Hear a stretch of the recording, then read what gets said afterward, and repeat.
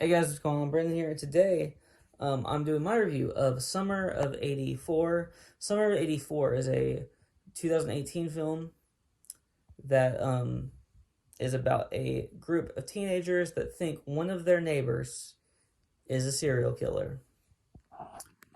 And, it's a very simple premise. And honestly, when I first started this movie, it sounded like interesting to me because, I saw it for the first time yesterday. I guess technically it was like 2 days ago now. Because it's like midnight, but like a couple days ago I saw it, and I liked a lot of aspects of it. Um, but when I first read the synopsis, I thought I knew exactly where this movie was going, and I will get to what I was wrong about here in a moment. I'm gonna get to that at the end of the movie, at the end of this review. I do want to let y'all know that at the end of this review there will be spoilers. I will tell you when these spoilers start coming in. So if you want to go away, you can go away when those spoilers start coming in. The movie came out in 2018, so I'm not worried about like spoiling stuff. But if you haven't seen it and you want to see it, I will let you know before I spoil anything major. Now to get to just the broad thoughts about this film. Um, so first of all, I like the actors that played like the main teens. Graham, uh, Graham, Graham Verschier. That's right. Caleb Emery, Judah Lewis, and Corey Gruder Andrew. I think every single one of them does a fantastic job in this film as far as portraying their characters, in my opinion. So I did see a couple of reviews just after I watched the movie. I looked at a couple just to see kind of how other people felt about it. And I agree with a lot of what was said, but one thing I vastly disagreed with from a lot of people was like there were a couple of reviews that I saw that said they didn't understand how like uh the four like main teens could be friends, and I'm just like, I don't know how you couldn't see that. It's very clear that they're like the outcasts in school. They're the kind of like losers or whatever, and that's kind of something that has bonded them together. It's a weird criticism that I didn't really understand at all. Now, um, as I said, this film is about a group of teens that think uh, one of their neighbors is a serial killer. That neighbor is also a cop, so do with that with what you will. And they do a really good job of like showing that this kid, the one that thinks that he's his neighbor is a serial killer. This because he's the main one that really believes it right from the jump, right? So they do a really good job of showing that he's kind of like conspiratorial at times. And he's and so a lot of times like there are people who just don't believe him when he says things. So he has to find evidence. And him and his friends look for this evidence. And and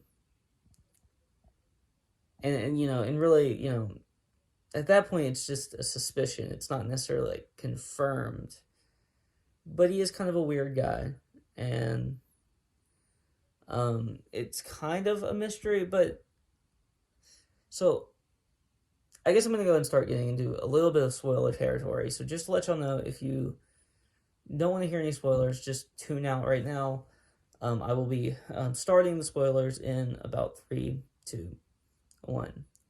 So the that cop is the serial killer. He's hunting 12 to 16-year-old boys. And he is he is the serial killer, and he is kind of a weird dude. He he has the typical serial killer, like how like criminal psychologists like determine what a serial killer usually is. White male, mid 30s, mid 30s, early 40s. Usually that's lives on his own. Usually that's kind of like the first signs. That's and obviously it's not like 100%, but it's like that's one thing that that's like some of the things that they usually look for when it comes to serial killers. That's one of the it's just kind of like it's a stereotype a little bit. And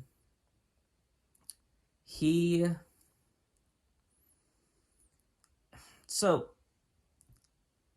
I thought when I was watching the movie that I was going to get exactly what I thought I was going to get, and it was going to be a little disappointing. That's not really what happened. Because what I thought I was going to get is I thought that it was going to be pretty much revealed that this guy is, the serial killer. Then they're going to catch him, and then, it's going to be, all fine at the end. But the ending of this movie is where, in my opinion, this movie seals it for me that this is a good film. The ending, some movies, they have bad endings. Some endings can even ruin a movie. This one does the exact opposite, in my opinion. It brings the film together. So at the end of this film, something completely unexpected happens. Well, he is the serial killer, and they find evidence. They bring it to the police. And then,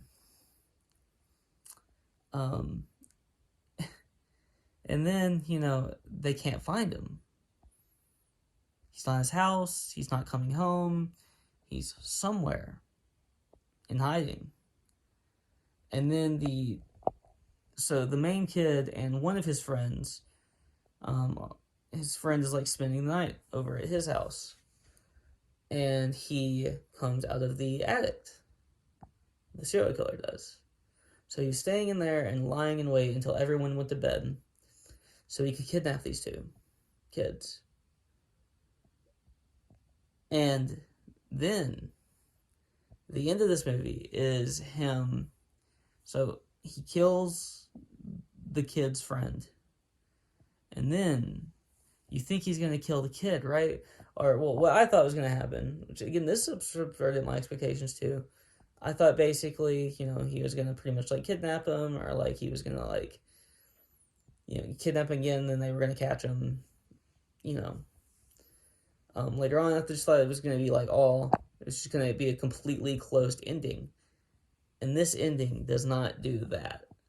This ending, he's like, this serial killer, the cop, is like, I really want to kill you right now. But I'm not going to. I'm not going to because I want you to think about me. Because I will come back for you. And I want you to live knowing that I will come back for you. So he leaves him with that. He drives away in his cop car, and then when they find the kid, when they're driving, him out of the woods where they're at, you see the cop car, and it's burnt up. So the implication there is they haven't found him, and they never reveal that they found him at the end of this film. So it just completely ends on that. And that is, in my opinion, a great ending. Because you really don't know what's going to happen after that. I do like movies sometimes that leave stuff on open endings as long as they do it well. And this one, in my opinion, does it really, really well. This movie is not perfect. Storyline-wise, there's just like a lot of like weird things that happen at times. But I really connected to all these characters, and I connected to the main storyline itself. So I really like this movie. But that's really all I have to say. This is just a movie I watched on Shudder. So if you have Shudder, you can watch it, and I think it's worth your time if you haven't seen it. But I did spoil the end of the movie just now, so if you haven't seen it, I mean, I guess if spoilers don't bother you, then you can still watch it. Um, and I will probably be doing more reviews like this as far as like older films go, with like, on like Shudder or some streaming service or whatever. I really enjoy doing these older movie reviews, movies that I haven't seen before, and there's a lot of